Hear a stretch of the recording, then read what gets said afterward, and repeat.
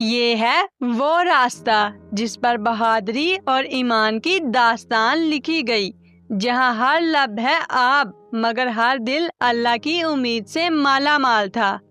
ایک تیز دھوپ بھرا دن علی اور امیر پارک میں کھیل رہے تھے جب اچانک گرمی نے شدت اختیار کر لی۔ علی: امیر کیا ہوا، تم تھک گئے ہو؟ امیر: بس تھوڑا پیاسا ہوں، پانی ختم ہو گیا ہے۔ نل بھی بند تھا اور آس پاس پانی کا کوئی انتظام نہ تھا۔ دادا جان: پانی کی اہمیت تب سمجھ آتی ہے جب وہ نہ ملے، جیسے کربلا میں۔ امیر: کربلا؟ وہ کون سی جگہ ہے؟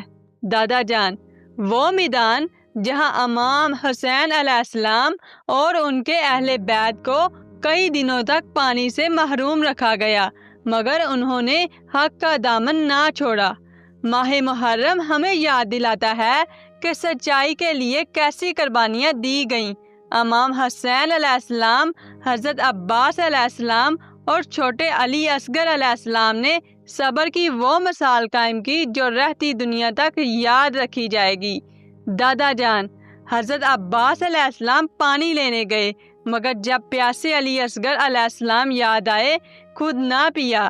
علی: پانی نہ ہو تو کتنی مشکل ہوتی ہے۔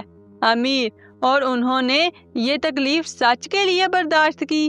دادا جان: بالکل، یہی وجہ ہے کہ ہم محرم میں سبیلیں لگاتے ہیں تاکہ پانی بانٹ کر ان کی قربانی کو یاد رکھیں۔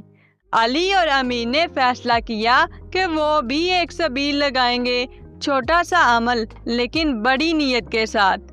یا حسین علیہ السلام، ہم بھی پانی بانٹیں گے اور صبر، سچائی اور قربانی کو کبھی نہیں بھولیں گے۔ سبسکرائب کریں۔ اگلی کہانی میں ہمارے ساتھ ایک نئے سبق کی تلاش